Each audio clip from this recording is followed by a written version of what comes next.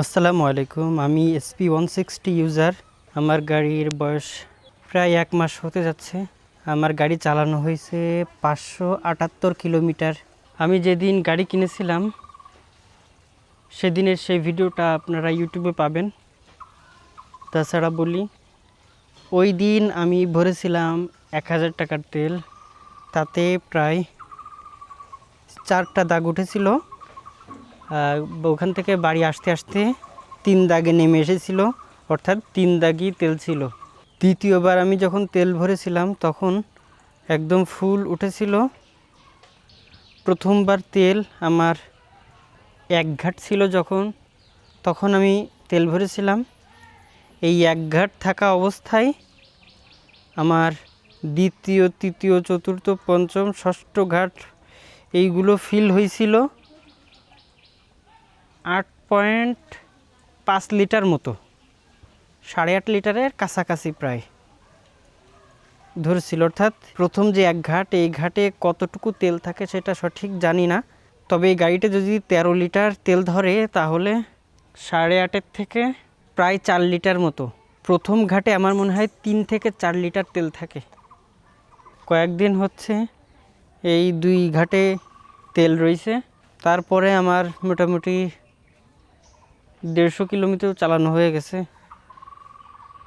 এই 2 ঘাটের এখনও রয়েছে। আর একটু চালালেই মনে হয় 1 ঘাট কমে 1 ঘাটে নেমে আসবে। তো এখন পর্যন্ত মাইলেজ দেখতে পাচ্ছেন 51 দেখাচ্ছে। এটা যখন আমি এই রাস্তায় চালাই তখন মাইলেজ আবার এই 51 থেকে 50.9, 8 এরকম নামতে থাকে। আবার যখন আমি পিচের রাস্তায়, আমাদের ভালো রাস্তায় চালাই, তখন আবার 4-5 গিয়ারে চালালে তখন আবার এই মাইলেজটা আবার এখানে 51, এখানে 51.2, 3, 4 এরকম উঠতেই থাকে। টোটাল 16 লিটার তেল 2000 টাকার ভরা হয়েছে। তাই এখানে 578 কিলোমিটার চালানো হয়েছে, আর এখনও 2 ঘাট রয়েছে। এই আর কি, তেল সাশ্রয়ী বাইক হিসেবে নিয়েছিলাম এটা। তবে এখন মনে হচ্ছে যে না, এর সাথে আর কিছু অ্যাড করে এক্স ব্লেডটা নিলে ভালো হইতো। এক্স ব্লেড কেন নিলে ভালো হইতো, এ কথা কেন বলতেছি জানেন? কারণ আমি এই পেজে কিছুদিন আগে একটা পোস্ট দিয়েছিলাম, যখন 400 কত কিলো হয়েছিল সেই সময় পোস্ট দিয়েছিলাম যে আমি গাড়িটা বিক্রি করতে চাই, দেখতে চাইছিলাম এর মার্কেট প্রাইসটা, সেকেন্ড হ্যান্ড মার্কেট প্রাইসটা কেমন আসতে পারে। তো অধিকাংশ মানুষ এমন দাম বলতেছে 1,80,000, 90, আর কি 2 লাখের ভিতরে, 2 লাখের উপরে তো যাবে না, এই আর কি বলতেছিল এর দাম। তারপরও তারা ঘেন্তা গাড়ি করবে যদি বেচতে যাওয়া হয় এটা। কিন্তু এক্স ব্লেড ডিমান্ডপূর্ণ একটা বাইক। SP160 এক্স ব্লেডের মতোই double disc single channel ABS দেখে আমি কিনছিলাম, এবং এর ইঞ্জিন 160 সিসি, এক্স ব্লেডেরও 160 সিসি। তারপর এর মোটামুটি প্রায় বলা যায় ট্যাঙ্কির সাইজ, তারপর এর টর্ক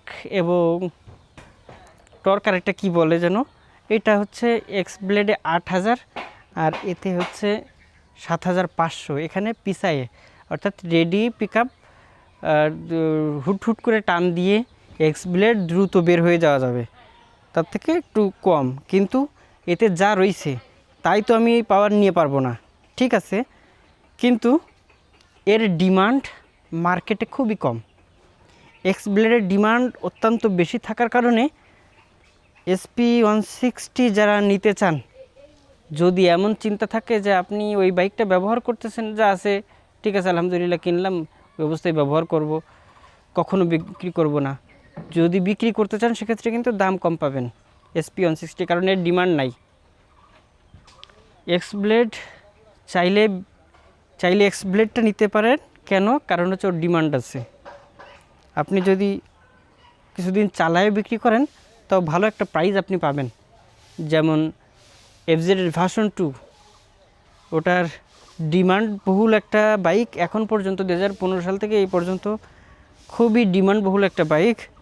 এখনও পর্যন্ত সেকেন্ড হ্যান্ড মার্কেটে ওর দাম কমেনি। এজন্য আপনারা চাইলে একটু ভেবে চিনতে SP 160 নেবেন নাকি এক্স ব্লেড নেবেন সেটা ভেবে চিনতে তারপর ডিসিশন নিয়েন, এই আর কি। আর যারা বাইক কিনে চেইন লুপ ব্যবহার করেন না তাদের জন্য সতর্কবার্তা বলি, চেইন দ্রুত নষ্ট হবে আপনার। চেইনকে ভালো রাখতে গেলে আপনার চেইন ব্রাশ দিয়ে ক্লিন করবেন। চেইন ক্লিন করা ব্রাশ আছে, সেই ব্রাশ কিনে নেবেন। আর চেইন লুপ কিনে এটারে চেইন লুপ দিয়ে নেবেন, তাহলে এই চেনটা দীর্ঘদিন ভালো থাকবে। নাহলে চেনের সাথে সাথে জং এসে যায়। এক্স ব্লেডও দেখলাম, যখন বাইক স্টার্ট করে চাবি দিয়ে স্টার্ট করার পরে এই যে হুন্ডা লেখা আছে এর পিছনে এই জায়গায় প্রচণ্ড হিট হয়, এদিকে হাত দেওয়া যাচ্ছে না। এক্স ব্লেডও দেখলাম একই রকম গরম হয়, এটাতেও দেখতেছি এরকম গরম হয়। আসলে কেন যে এটা গরম হয় সেটা আমি বুঝতেছি না। আপনাদের প্রত্যেকের বাইকে এরকম গরম হয় কি না আপনারা কমেন্ট করে জানাবেন। আর প্লাস্টিকের কোয়ালিটি খুব একটা সন্তোষজনক না, এখানে এখানে নড়তেছে।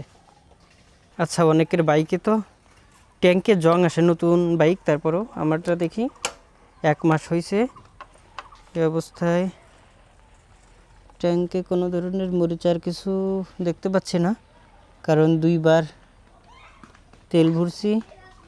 দ্বিতীয়বার যখন তেল ভরেছি তখন একদম ট্যাঙ্কি ফুল করেছিলাম, এখনও উপরে তেল দেখা যাচ্ছে, ভালোই তেল আছে, তেল আছে বোঝা যাচ্ছে ভালোই।